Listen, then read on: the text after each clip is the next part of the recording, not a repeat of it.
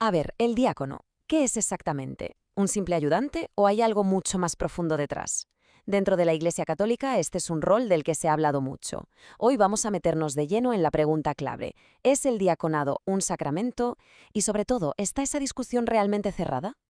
Pues esta es la pregunta del millón, ¿no? La que está en el centro de todo. Porque claro, poner en duda la naturaleza sacramental del diaconado lo cambia todo, su identidad, su misión. Por eso vamos a ir desgranando la respuesta paso a paso. Para entenderlo bien, este va a ser nuestro recorrido. Primero, la pregunta de partida. Luego nos vamos al Concilio Vaticano II, a ver qué dijeron los papas, cómo quedó todo esto en la ley de la Iglesia y para terminar, esa idea tan bonita del diácono como icono del servidor. Venga, vamos al lío con la primera parte. Y aquí la cosa está clara, ¿eh? La postura oficial de la Iglesia es tajante. A la pregunta de si se puede dudar, la respuesta es un no rotundo. Ahora vamos a ver por qué. Claro, y es que hay que entender una cosa. El diaconado de hoy no es un invento de hace 4 días, para nada. En realidad es la recuperación, la restauración de un ministerio que ya existía en los mismísimos orígenes de la Iglesia. Se trata, por tanto, de devolverle su sitio como un grado propio y permanente del sacramento del orden. Bien, y para entender cómo se llegó a esta certeza hoy en día, tenemos que viajar al Concilio Vaticano II. Ahí, digamos, es donde se puso la primera piedra, el fundamento doctrinal de todo lo que vino después.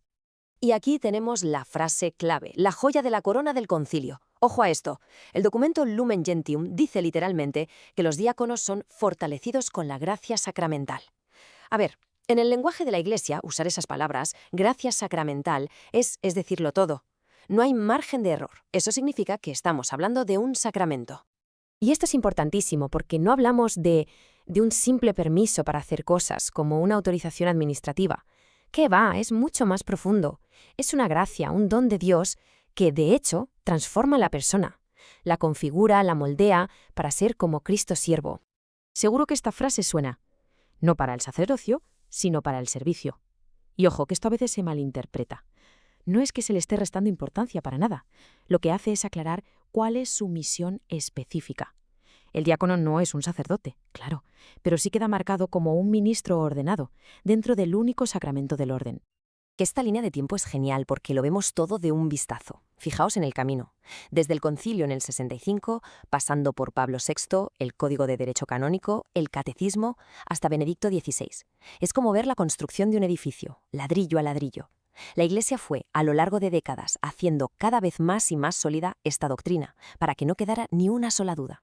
Vale, el concilio puso la base, pero después los siguientes papas se encargaron de poner los puntos sobre las íes, de hacer que esto que estaba implícito se volviera totalmente explícito e innegable. Y el primero en mover ficha fue Pablo VI, y lo hizo muy rápido, solo 2 años después del concilio.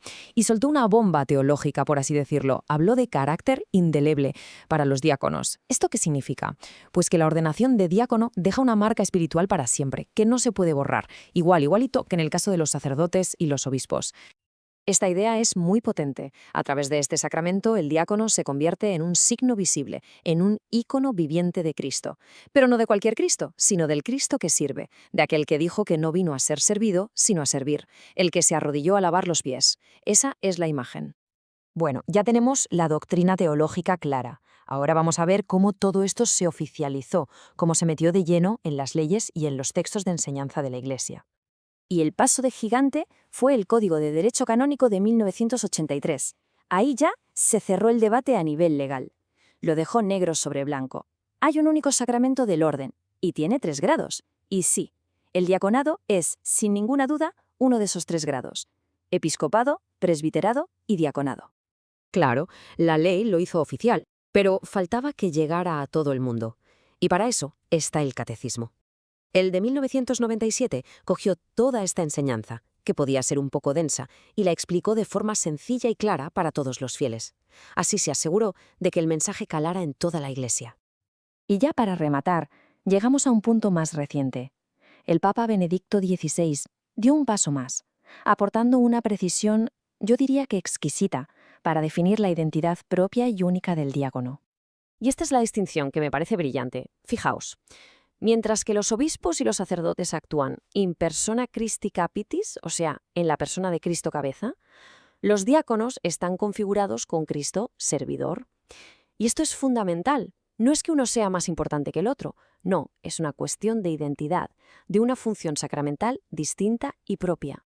La verdad es que es un resumen precioso, que va directo a la esencia de todo. Al final, ser diácono no se trata tanto de las tareas que se hacen, sino de lo que se es. Se es un icono vivo, una representación sacramental del servicio de Cristo en medio del mundo. Así que, como vemos, se cierra el círculo perfectamente. Lo que hemos recorrido es un camino muy consciente, muy coherente, a lo largo de casi 50 años. La Iglesia empezó con una idea que estaba ahí, implícita en el concilio, y la fue puliendo, aclarando, reforzando, hasta llegar a una certeza doctrinal total. A día de hoy, la verdad es que ya no queda espacio para dudar. Y todo esto, al final, nos lleva a una última reflexión, que creo que es muy interesante. Si la Iglesia considera tan importante el servicio que lo eleva a la categoría de sacramento a través del diácono, ¿qué nos dice eso a todos? ¿Qué nos dice sobre el valor del servicio en la vida de cualquier persona? Es una buena pregunta, ¿verdad? Para darle vueltas.